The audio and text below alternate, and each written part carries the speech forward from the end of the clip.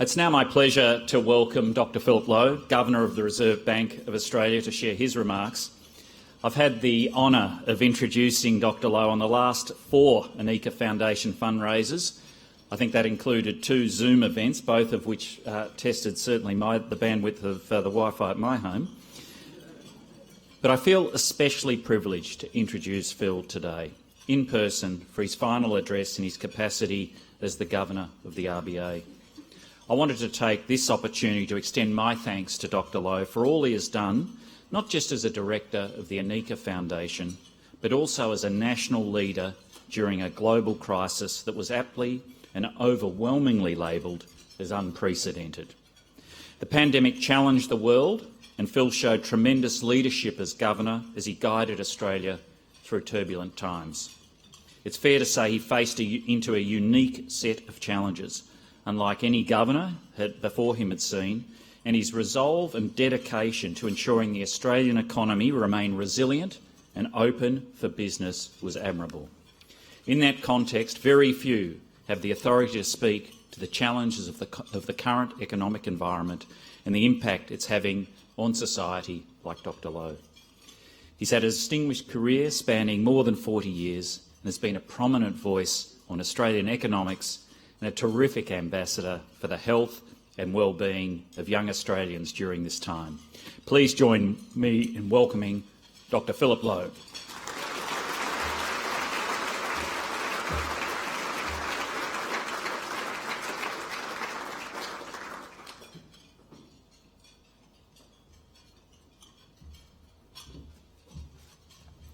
Good afternoon, everyone, and David, thank you so much for that very generous introduction.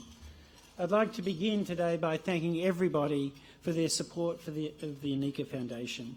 Your generosity has been critical to the success of the Foundation and our efforts in helping young Australians. David, I'd like to particularly thank NAB for your sponsorship over the past 7 years. Your support has been critical to the Foundation's work, and it's greatly supported, and it's actually making a material difference. So thank you to NAB. As David said, this is my 7th and final time that I've had the honour of addressing the annual lunch of the Anika Foundation. My 43 years at the RBA and my 7 years as Governor come to a close next week, hence the title of my remarks today, Some Closing Remarks. The government announced my appointment as Governor of the RBA on the 5th of May 2016. It turned out to be the most challenging day of my life, not because of the trepidation I felt about taking on the job, which was considerable, but because of a medical emergency. I was in Ottawa, Canada at the time. I had just spoken at a conference organised by the Bank of Canada and had been congratulated on my appointment. As I left the stage, I felt very tired from what I thought was overwhelming jet lag. But the next thing I recall, I was in a room with bright lights, strapped to a bed, and was wearing just a flimsy gown. As I was trying to make sense of where I was, I thought about something that I'd previously read on the internet, and that was that there was this secret society of central bank governors and that it had some bizarre initiation ceremonies. And I recall thinking for a moment, maybe it's true here in Canada. But I was wrong. And Michelle, I can assure you there's no such secret society of central bank governors, and there are certainly not bizarre initiation ceremonies. Instead, the Canadians were into world-class healthcare. Unbeknown to me, the carotid artery in my neck had split, probably because of the way I'd slept on the plane, so be careful. The split in the artery had led to a blood clot which had potentially fatal consequences, but due to the fast action of the Bank of Canada staff and the excellent care at Ottawa Hospital, they got on top of the situation quickly, and 7 years later, I'm here finishing my term reasonably fit and healthy. I recount this story because it reinforced 2 lessons that have influenced very strongly how I've gone about my job. The first lesson is that uncertainty is a fact of life, and we all need to manage it. None of us has a crystal ball, and the unexpected happens and we need to adjust. The second lesson is that there's a lot to be grateful for, that indeed the glass is half full. I have had the great privilege of working with a group of very talented people at the RBA who are strongly committed to serving the public interest. I've had the great privilege of being the governor of a widely respected central bank in a country that enjoys one of the highest standards of living in the world. It's been a challenging job, but it's been an immensely rewarding one. Over my 7 years as governor, I've faced three main economic challenges. The first was a protracted period of inflation below target. The second was the global pandemic. And the third was the highest inflation rate in more than 30 years. None of those events were widely predicted, they were all unexpected, and none were unique to Australia. Notwithstanding these events, underlying inflation over my term has averaged 2.7%. In headline terms, it's averaged 3%. These numbers are above the midpoint of the 2 to 3% target range, but they are within that range, and inflation expectations today remain well anchored. Even so, inflation's been more variable over my term as governor than it was in the previous 2 decades. Inflation's varied from a low of -0.3 to a high, as you know, of 7.8. That's quite a lot of variation and much more than the last 2 decades. My view is that it will be difficult to return to the world in which inflation tracked in a very narrow range. The increased prevalence of supply shocks, deglobalisation, climate change, the energy transition and shifts in demographics mean either steeper supply curves or more variable supply curves. Now, this doesn't mean that on average inflation can't equal the target, but I think it does mean that inflation is going to be more variable than it was for the last 20 years, and we all need to adjust to that. In terms of the labour market, when I became the governor in 2016, the unemployment rate was in the 5.5% to 6% range. As you know, over the past year, it's been around 3.5%. That's the lowest rate in nearly 50 years, and the share of Australians with a job today has never been higher. And the number of people with a job has increased by more than 2 million since mid-2016. Because the current cycle still has some way to run, but it's certainly possible that Australia now can sustain an unemployment rate below the rate we've had for the last 40 years. If we can do that, and I think we can, that's very good news for the economy and for our society. It's good news for children in particular, because they can now get jobs, and the youth unemployment rate today is the lowest it's been in 30 years. So this is good news. Notwithstanding these outcomes, the issue that has defined my term as governor more than any other is the forward guidance about interest rates that was provided during the pandemic.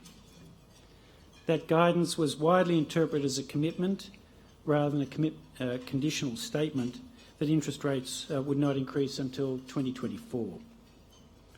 As you know, interest rates started increasing in May 2022, and there's been much criticism of me and of the Reserve Bank since then, especially by those who borrowed during the pandemic based on our guidance. Now, there's a lot to be learned from this experience, including how to communicate in uncertain times. But I ask that people keep in mind the circumstances that we faced in 2020. Now, it was a really scary time. An unknown virus was sweeping the world. Our international borders were closed. People couldn't move across state lines. We were being told to stay in our homes. Temporary morgues were being set up around this and other cities. And a vaccine was thought to be years away. It was a scary time. There were credible projections that the unemployment rate would rise to 15% and that there would be a deep and scarring economic contraction. As I said, it was a scary time. And even well into 2021, large parts of the country were still in very stringent lockdowns. The government and the RBA responded forcefully to these developments. At the RBA, we wanted to build a bridge to better times and to provide some insurance against the very worst outcomes. And I know that the government had a very similar mindset. In the end, this approach worked. the Australian economy avoided falling into the abyss, and then it bounced back pretty well. With the benefit of hindsight, my view is that we did do too much. But hindsight's a wonderful thing. None of us can predict the future, and we had to make decisions under great uncertainty and with incomplete information. We got some things right, but we got other things wrong. I can assure you, though, that the staff of the RBA and the members of the RBA board have been relentless in their pursuit of doing the right thing and supporting the economic prosperity of the people of Australia. So I'll leave the RBA after 43 years proud of our contribution to the stability of the Australian economy and our financial system. As I've said a number of times, I didn't have a crystal ball. In the absence of a crystal ball, I've found it helpful over the years to return to some fixed points. And I'd like to return to 4 of these fixed points today. The first is the importance of strong, credible frameworks for economic policy. For monetary policy, this means a strong nominal anchor in the form of a medium-term inflation target. And for fiscal policy, it means a credible fiscal framework that deals with the medium term and the intertemporal budget constraint. Since the early 1990s, Australia has been very well served by a flexible inflation target centred on the 2 to 3% range. This target has successfully anchored inflation expectations, and it's provided the organising framework for monetary policy decisions. I think we've really seen the benefits of this over the past year or so. I think without this strong nominal anchor, we would have faced a much more challenging environment when inflation spiked higher. At one point during my term, when inflation was low, there were calls to lower the target.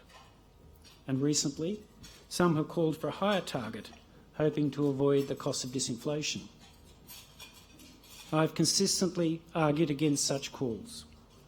It wouldn't be much of a nominal anchor, would it, if the inflation target was moved just because the tide was running one way for a while?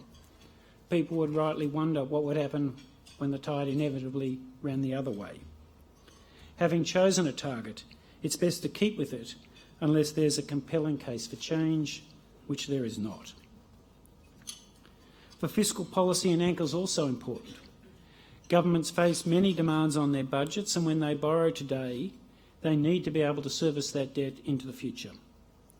Some countries have not dealt very well with this intertemporal aspect of fiscal policy, and public debt levels keep rising.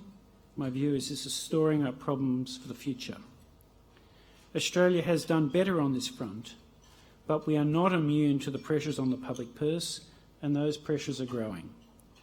And given this, a strong commitment to a fiscal framework that addressed the intertemporal budget constraint would help, and I think it's important. A credible medium-term framework is also useful in the area of infrastructure investment. Australia's growing population means we need to keep investing in public assets. Some years ago, I spoke about my concerns that we weren't doing enough in this area, partly due to government concerns about taking on debt. More recently, my concern has been that we're doing too much in too short a time. A well-established framework based on rigorous, independent cost-benefit analysis would help the country plan and sequence public investment. It would also lower risk premiums on private sector investments, and it would give the public confidence that our money was being spent wisely. A second fixed point that I've returned to is that we're likely to get better outcomes if monetary policy and fiscal policy are well aligned. My view has long been that if we were designing optimal policy arrangements from scratch, monetary and fiscal policy would both have a role in managing the economic cycle and inflation, and that there would be close coordination. The current global consensus, though, is that monetary policy is the main cyclical policy instrument, and it should be assigned the job of managing inflation. This is partly because monetary policy is more nimble, and it's also not influenced by political considerations. Raising interest rates and tightening policy can make you very unpopular, as I know personally all too well. This means that it's easier for an independent central bank to do this than it is for the politicians to do it. I think this assignment of responsibility makes sense, and it's worked reasonably well. But it doesn't mean we shouldn't aspire to something better. Monetary policy is a powerful instrument, but it does have its limitations, and its effects are felt very unevenly across the community, which I'm constantly reminded of. In principle, fiscal policy could provide a stronger helping hand, although this would require some rethinking of the existing policy architecture. In particular, it would require making some fiscal instruments more nimble. It would also require strengthening the automatic stabilisers and giving an independent body some limited control over some fiscal instruments. Moving in this direction is not straightforward, but my view is that some innovative thinking could help us get to a better place than where we are now. During my term, there have been times when monetary and fiscal policy worked very closely together, and at other times it would be an exaggeration to say that was the case. The coordination was most effective during the pandemic. During that period, fiscal policy was nimble, and the political constraints on its use for stabilisation purposes faded away. And we saw just how powerful it can be when the government and the RBA work closely together on fiscal and monetary policy. My own view again is that there are broader lessons here, and I was disappointed that the recent RBA review did not explore these lessons in more depth. A third fixed point that I've returned to is the importance of lifting productivity growth. I keep coming back to this issue because productivity growth is central to our future prosperity. It means rising living standards, higher real wages, a lift in our collective wealth, a bigger pie to help finance the public services that the community values, and it means less inflation pressure. Productivity growth makes most things easier. Unfortunately, the recent productivity record isn't very encouraging. We saw again yesterday in the national accounts, productivity declining. There have been many investigations into the underlying causes and what to do about it. So there's no shortage of ideas, including in the areas of tax, human capital accumulation, energy and infrastructure, the way our cities are designed, the approach to regulation and competition policy, industrial relations, and the way government services are delivered. There are improvement opportunities in every single one of these areas. So the problem is not a lack of ideas. Instead, it is building the consensus within our society to implement some of these ideas. And this is at heart fundamentally a political problem. My view is it's a major problem. If we can't build a consensus for change, the economy will drift, and there is a material risk that our living standards will stagnate. So it's an important issue to be addressed. A related theme is the link between wages, inflation and productivity growth. For inflation to average 2.5% over time, we would expect that on average, wages would increase at 2.5% plus the rate of productivity growth. Given that the distribution of national income between wages and profits can shift over time, this is not a hard and fast rule, but it's a reasonable benchmark that I've spoken about a number of times, and I think it remains a good benchmark. Early in my term, I drew attention to the low rate of wages growth, something that I saw as a problem. Wages growth of around 2% was contributing to inflation below target, and there was a concern that workers were not getting their share of the benefits of productivity growth. At the time, I spoke about a diminished sense of shared prosperity in our society and the dangers that this posed to both the community and the economy. We're obviously now in a different situation. Wages growth has picked up, which is positive. My recent focus has been that this period of high inflation could lead to wages growth and profits running ahead of the rate at which was consistent with inflation returning to target. While recent data provides some comfort on this front, we need to remain alert to this risk, for if it were to materialise, inflation will become sticky, which would require even tighter monetary policy and more economic pain later on.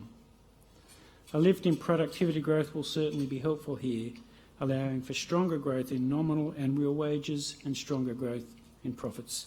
So there's a lot rides on lifting productivity growth. The fourth fixed point that I've returned to is the link between monetary policy, credit growth and asset prices. And there are two issues that I want to highlight here. The first is that monetary policy can't ignore credit growth and asset prices.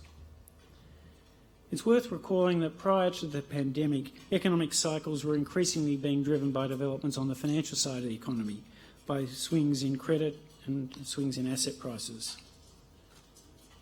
My view has long been that central banks shouldn't target credit growth, and they certainly shouldn't target asset prices, but neither can they ignore them. Interest rates directly influence how much people borrow, and it directly influences the value of assets. This means that central banks can't wash their hands of what's happening on the financial side, and we need to work closely with the prudential authorities to contain the build-up of financial and macroeconomic risks. Prior to becoming the Governor, I wrote papers on the dangers of lowering interest rates when the economy was growing well and asset prices were surging but inflation was too low. I was concerned that the desire to get inflation just up a bit with lower interest rates would encourage even more borrowing and even higher asset prices, increasing the risk of financial instability later on. I wrote about the importance of having a medium-term focus and the benefits of policies other than monetary policy, providing a helping hand, ensuring the inflation was consistent with the target. Today, we're obviously in a different situation. We don't face the problem of inflation being too low, it's too high. But looking forward, we could once again find ourselves in that situation some years down the track. This means that it's still important to think through the right policy response to the situation where inflation is low, but asset prices are surging and credit growth is very strong, including how fiscal and prudential policies could help address that situation. As I'm all too aware, there are limits to what monetary policy can do alone. The second point in this area that I wanted to raise is that interest rates influence housing prices, but they are not the reason that Australia has some of the highest cost of housing in the world. It's certainly the case that the structurally lower nominal interest rates that followed the return of low inflation in the early 1990s contributed to an increase in housing prices relative to income.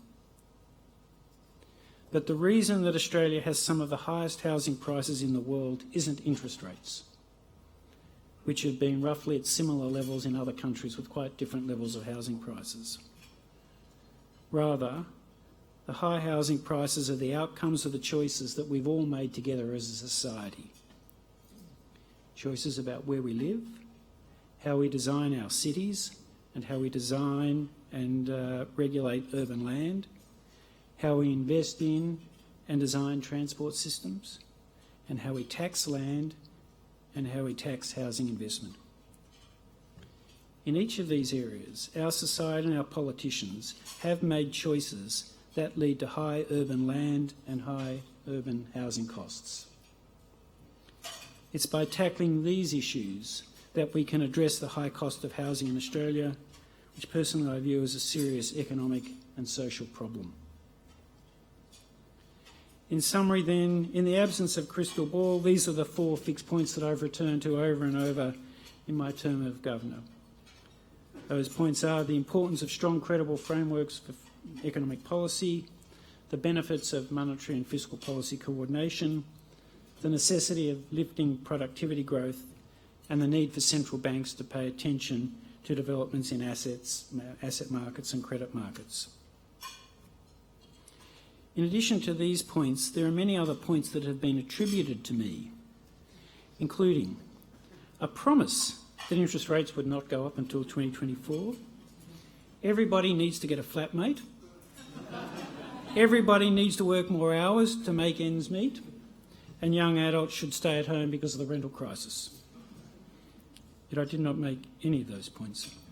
And I might also add that I did not choose Justin Timberlake's Can't Stop the Feeling to accompany me as I walked to a speaking podium earlier in the year. My experience here highlights the difficulties of communicating in the social media and digital age. Despite these difficulties, I have always felt the responsibility to explain complex ideas and the trade-offs and the uncertainties that we face. And I know that some of my explanations have missed the mark. But the media has a responsibility here too. In my view is that we'll get better outcomes if the public square is filled with facts and with nuanced and informed debate, rather than vitriol, personal attacks and clickbait. As a society, we've got work to do here. I'd like to close now by wishing Michelle and her team all the best. When Glenn Stevens, who's sitting next to Michelle, was completing his term as governor, he presented me with a gift, which I brought along today. And his gift was the glass half full, or Glenn, strictly speaking, a coffee mug half full.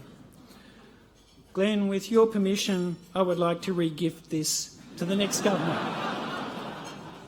Michelle, I do so in the hope that as you navigate the uncertainties ahead, you remember that the glass is indeed half full and that we have a lot to be fortunate about here in Australia.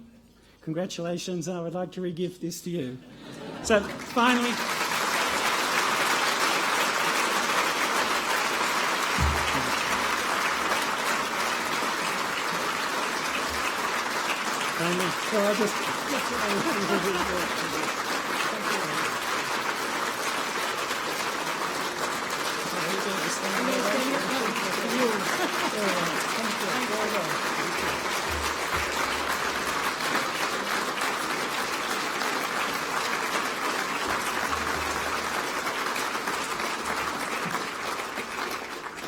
Thank you so much. So, Glenn, your coffee cup lives on, and I was hugely delighted to be able to pass that on to Michelle. So again, thank you for your attendance today and the support of the Anika Foundation, and I look forward to answering your questions for one final time. Thank you.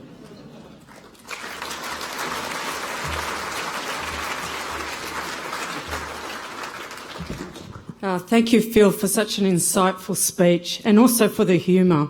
I'm glad that your 7 years as governor did improve after the first day of fearing you were part of a secret society. I think some people think economists are genuinely part of a secret society. But anyway, we'll move on from there. Look, Phil has kindly agreed to take questions from the floor. There are speakers on either side of the stage. If you could please come to the speaker and state your name and affiliation. There are media in the room. If we could please take the questions from the ABE members and guests here today first, and then we'll move to the media. Thank you.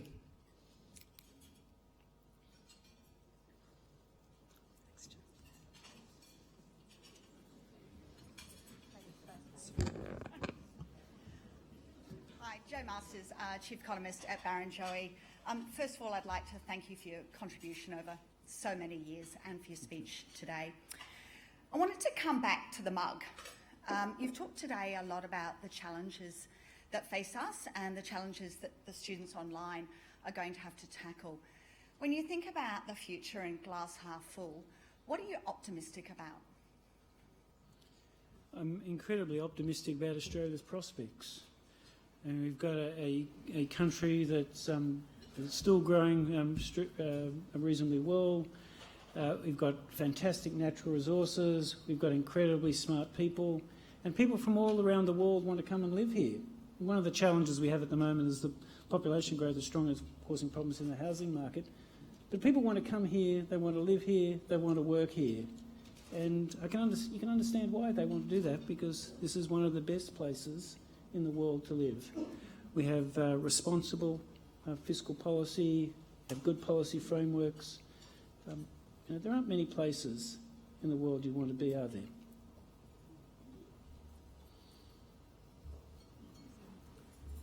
Good afternoon. It's Rory Robertson. I'm an economic analyst at Westpac Group Treasury. Governor Lowe, thank you for your closing remarks and congratulations on your extraordinary and impressive career. And also to Michelle, congratulations on your extraordinary and impressive career and your elevation to the Reserve Bank governorship in a week or two.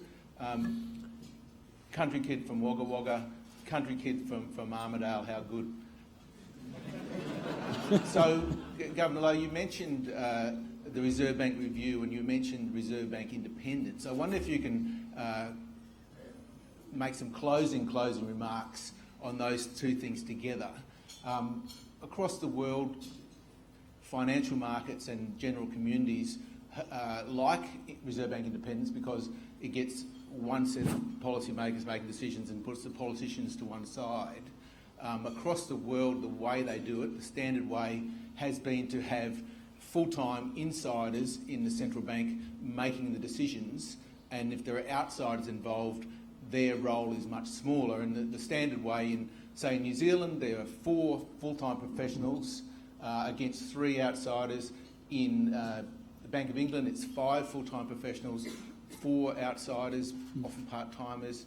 Canada, I think it's 6-0 to the full-time professionals. In the US, the Federal Reserve, it's 7 in DC, the governors, and 5 regional presidents. And so the trick is basically the governor can't be rolled if he keeps his staff in line, and that's how you do it. In Australia, how we've done it is with a board of 7-2, but my strong sense is that the governor, and I think the legislation is the governor is the decider, and that's how sorry, perhaps can I stop you there? The Reserve Bank board has always consisted of 9 people: the governor, the deputy governor, the Treasury Secretary, and 6 esteemed Australians, and that is going to continue. And it's never been the case that the governor just comes with a recommendation and just forces it through. The decisions are genuinely taken by 9 people together. And we discuss the issues from every angle, and so this idea that the governor just decides what happens is wrong. And the recommended changes from the review will continue that. 9 eminent people making these decisions, and 6 of those people, or 7 of those people outside the organisation. I think that's a good thing because it brings different perspectives and varieties. So I'm very supportive of the direction of change there. So what do you say to the critics who say that a basically equally weighted vote is potentially a problem for Reserve Bank independence, in that the 2 independent Reserve Bank staff are up against 7 outsiders, including a treasurer? Isn't this model quite radical versus the models I've described in those other 5 countries? I don't want to continue this, but it's exactly the same as the model we've had for 60 years. Well, it's not exactly the same, No, sir. it's, Anyway, you've got 9 people appointed by the government, 2 insiders making the decisions, and that's going to continue. And my judgment is that that's worked well for 60 years. I'm going to turn to the left because there's a lone person on the left. I was lucky in that I lined up on this side. My name's James Bond. It's a true but horrible story. I'm from City. First, I really appreciate that you dedicated your career and your life to helping maintain economic growth and reducing unemployment in Australia. I think that's a really worthy thing that you've done. My question is, with the growing protectionism in the world, subsidies for particular industries, onshoring of manufacturing and certain production, what impact do you think this might have on economic growth and inflation in the long run? Well, the globalisation in the past 2 decades is one of the things that kept inflation down. China coming into the global economy, exporting low-cost manufacturing goods helped us all, and it made us all wealthier. So to the extent we're retreating from that world, it's a negative. We shouldn't despair about that, though, because there are a lot of things that we can do internally. And I went through some of the areas where productivity growth could be lifted. Deglobalisation's a negative, but there are plenty of positives on the table that we can grab as well. Go back to this side of the room. Jonathan Kearns from Challenger. Phil, over your 4-decade-long career, there's been a decline in structural real interest rates. I'm not suggesting that you're responsible for that either. But it does introduce a problem for monetary policy, or a challenge for monetary policy, in that more frequently interest rates are likely to be at the zero lower bound. I think some have estimated that in some countries, over a third of the time, we could be at the zero lower bound. You spoke about some of the problems that Australia faced with the yield curve measures, do you think there is an ongoing challenge for monetary policy in its ability to respond to cyclical demands at those times in the cycle, or are we going to be able to develop and use policies such as quantitative easing in an ongoing manner? It's a good question, one that I've thought about a lot. Once inflation comes back down again in the next couple of years, we could, in the future, find ourselves hitting the lower bound again. And when we hit it in the most recent episode, we responded with bond purchase and the yield target, and that was helpful, but I don't think it was particularly effective. This is why I floated the idea of closer coordination of fiscal and monetary policy, because I think when you hit the zero lower bound, fiscal policy could play a bigger role in helping get away from that, rather than relying on these monetary instruments, which have some effectiveness, but they're limited in effectiveness. If you want to stimulate aggregate demand and inflation, there are fiscal tools you can use as well. So even in normal times, I think close coordination between fiscal and monetary policy is important, but it's especially important when you're at the lower bound. HSBC. I want to add my thanks as well, Dr. Lowe, for your long and stellar service. I've always thought of it, your remarks and your involvement as thoughtful and steady-handed, and thank you again for that. I also enjoyed the speech that you just gave, and obviously there are 4 key themes that you've developed in that speech. It strikes me that 3 of them are really well covered already and are part of the national debate. We've decided on an inflation target. We have spent way too much ink talking about productivity and maybe not nearly done enough on it, but there's all sorts of ideas out there, and we've done a lot on asset prices and credit cycles. But what we haven't done as much on is the other one you raised, which is that coordination of monetary and fiscal policy, which you just mentioned. And I wondered if you'd be happy to elaborate a little bit on what direction we could travel in that way. I mean, when you have a democratic society, fiscal policy ends up being in the hands of the policymakers that are elected officials, and then we allocate an independent authority to manage the cycle. But I agree, and certainly agree, that there are better ways to do this. How do we go about institutional design that might allow us to be able to do this? This is very much in your area of expertise. Well, it's a good question, but it's a hard one. This is why I said that I was disappointed the RBA review didn't kind of tackle it, because I was hoping that the wisdom of the reviewers could kind of come together and provide some ideas. But I'd noticed that people like Olivier Blanchard, who taught me when I was at MIT and then was the kind of the chief economist at the IMF, he's recently been talking about fiscal policy being used in this way through the creation of some semi-automatic stabilisers, in which some of the fiscal parameters get adjusted almost mechanically, or that you give an independent body, not the Reserve Bank, but some other independent body, the authority to adjust fiscal instruments within a certain range. So that's quite a different institutional setup than the one we have now. It may not be better than what we have now, but given the limitations with monetary policy, not just at the lower bound, but at other times, what we're doing affects people very unevenly, I think we should aspire to kind of something better. And exploring some of these ideas might be the right way, but may not be. But it's worth trying. Hope to hear more from you in the future about that. That would be great. Sophia Rodriguez from Observatory Group. Thank you, Governor, for your contribution to Australia, and a personal thank you from me as a student of central banking for your contribution to my learning. Of the 2 challenges in your term, low inflation and near zero interest rates and high inflation, in hindsight, which one do you think was the bigger challenge and why? And the reason I'm asking is because when interest rates were low, I have heard central bankers tell me that raising interest rates is easier because technically there is no upper bound. And you know now that raising interest rates means a lot of negative press and media at your doorstep. So which one is the bigger challenge? Well, by far the biggest challenge that I faced was the pandemic. As I said in my prepared remarks, it was an incredibly scary time. The economy risked 15% unemployment.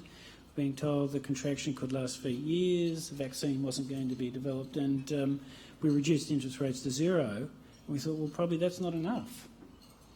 We coordinated very effectively with the government, and that helped.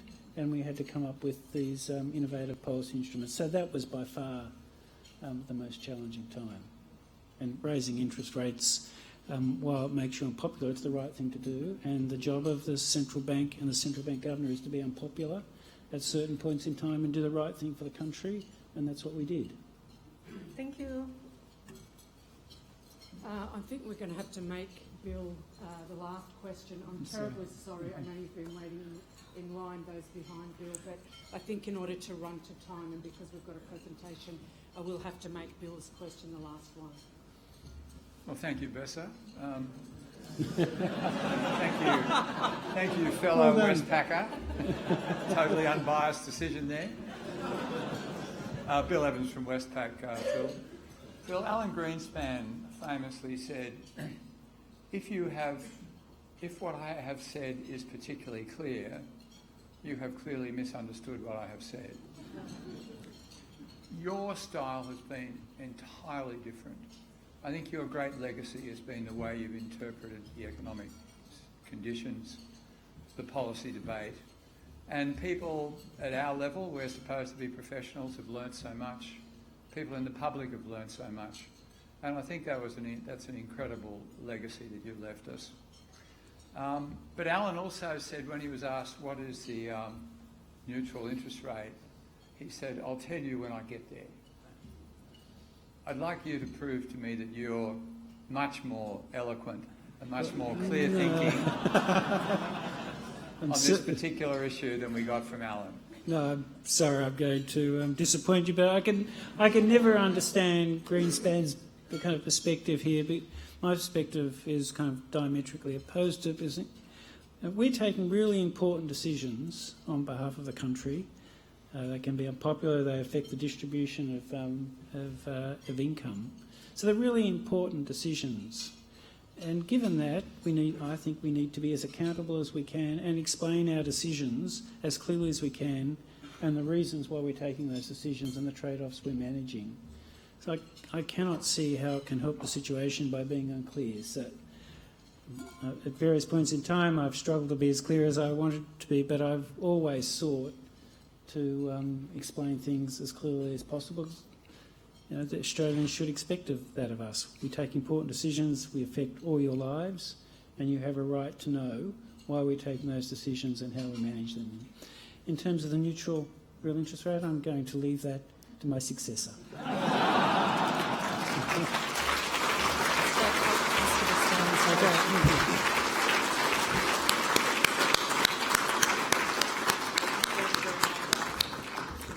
Thank you so much for those questions. Thank you for your generosity in answering them. I'm sorry that we couldn't get to all the questions.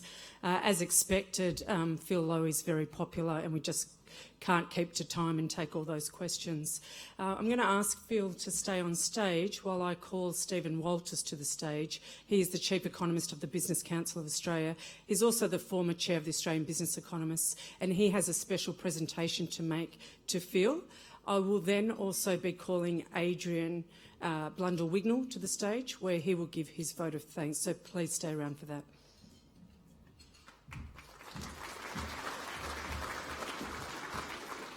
Hi everyone, and thank you, Bessa. So look, I'll also offer my congratulations, Phil, for a stellar career. 43 years is amazing in one institution and over so many volatile times, as you said, and also congratulations to Michelle on her appointment. I look forward to working with you on behalf of the business community. And it's actually my great pleasure today to present Phil with life membership of the ABE, which we don't give out lightly. There's only, I think, a dozen or so life members of the ABE. So it's a recognition not only for Phil's long-standing commitment to the ABE, which is greatly appreciated, but also his more than 4 decades of service and dedication to the Australian people in his various roles at the Reserve Bank.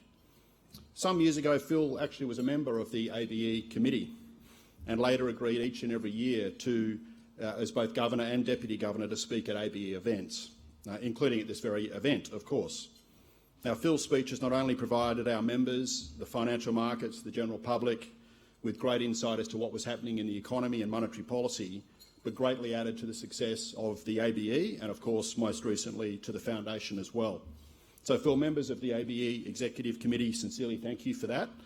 And on behalf of the Executive Committee, please accept this award of membership, life membership, along with our gratitude for years, decades, in fact, of service to the Australian community.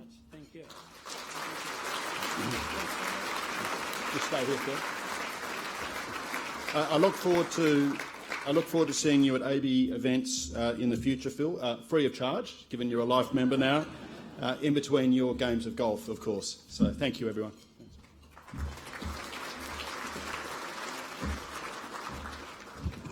It's been wonderful to see that theme of gratitude throughout today's event. So thank you, Stephen Walters, for passing on that life membership to Phil.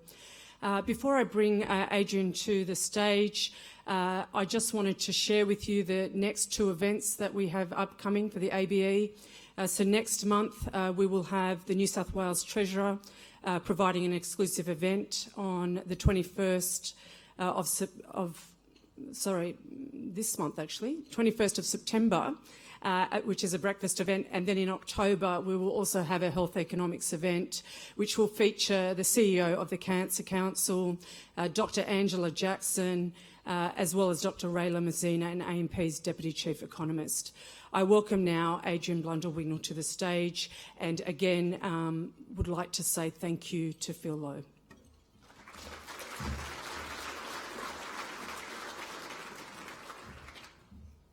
Well, after Phil's story about the Bank of Canada, I was very careful walking up the stairs there, so I didn't embarrass myself. Yeah, well, Phil, it's been a really wonderful 7 years of raising money for the Anika Foundation. When Glenn's time came to an end, you didn't hesitate to say yes when I asked you, and I really appreciate that you did. And your role on the board has been really appreciated by all the other members of the board. And if I had to pick a couple of highlights, I think it would be number one, which I remember right at the beginning, your strong push for supporting Indigenous Australian focus for the foundation, which we now do in these emerging leaders fellowships. Basically, for those of you who don't know the numbers, Indigenous death by suicide runs at 3 times, for young people, runs at 3 times the rate for non-Indigenous Australians. For non-Indigenous Australians, it's basically, say, 10 or 11, or for Indigenous youth, it's like in the vicinity of 45 per 100,000. And then in places in the north of Western Australia, there are some communities where there's not a single family that hasn't been affected by suicide. So when people think about whether Indigenous Australians need to have a voice, well, perhaps they should think a little bit about some of these numbers. They're not the same, and they really have issues that really we need to address. And our way of doing it, which the board agreed on and Phil pushed as well, was that we wouldn't try to be, some white board telling people what to do, that we would just offer to support things and go through the Indigenous Studies group in the University of Western Australia to select a group of young people to start sending around the world, which is what we did. So that was my number one recollection of one of the highlights with Phil's role on the board. The second one is that, and I think everybody's been talking about it more generally, is just the insights that, in particular David talked about it earlier, just the insights that you get from having an interest in this issue of depression and suicide, which Phil had right at the beginning, and basically his strong interest in it was, I think the earmark of it was that Phil has this, that I always notice, this incredible ability to listen. And when I say to listen, everybody listens, but people don't always listen. The art of listening is really important, and I think Phil has that strength, and allowing him to assess the merits of the research needs of applicants and so on. And then finally, the third one would be, I could probably include Glenn in this, but the third one would be keeping me in line, because I've always, like running the back office of the foundation in terms of the investments and so on, get worried when the corpus starts going down because we're not earning enough and so on, and sort of saying we're operating over budget and so on. And Phil's out, I think this is more or less a direct quote, Adrian, that's not what we're here for. The priority is to spend when there is a scholar worth supporting. And he would never say, so get over it, but that's the message that came through really, really strongly. So basically he's too polite to say things like that, but nevertheless, because of that, we've never denied a really good application on the board. So it's the good thing for the foundation, you know, Phil's last day as the governor, but the good thing for the foundation, and I'm saying this publicly to make sure these arms up behind his back, that he continues his role on the board, because we really appreciate it. Then just finally, so I want to say I'm certainly eternally grateful to you, Phil. A couple of other thank yous, National Australia Bank for supporting this, and you heard that speech at the beginning. I thought that was a tour de force in terms of the sort of things going on, and I've already asked David if we can, some of our scholars might be able to get hold of some of that data so that we can make use of it, because one of the big problems in Australia about all these issues is information and data. Secondly, to the Australian business economists for organising these events. There's a fellow somewhere in the room called Tony Westmore who has been doing this since the beginning, and I tell you, without him running it, I don't know where we would be. And so, yeah.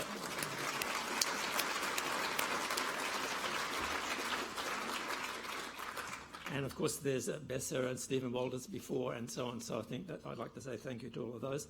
And also in the room on the other table over there, KPMG for the pro bono work they've done on the annual audit since the beginning. KPMG has been doing the whole audit, which is a huge deal. It's very highly regulated industry, charities, and KPMG has been doing that for us on a pro bono basis. So I'd like to thank Nick Buchanan, who's in the room at the moment. So with that, I'd also like to say, okay, that's the end of the board things, but I'd also like to thank Michelle for agreeing, like Phil before her, to take a role on the foundation, when she has a strong interest in this issue too. So we've had 3 in a row governors who are top people in economics and finance, but also have a strong social interest in these issues as citizens of Australia. So thank you, Michelle. So with that, I'd just like everyone to say one last thank you to Phil, and that's it. Thank you.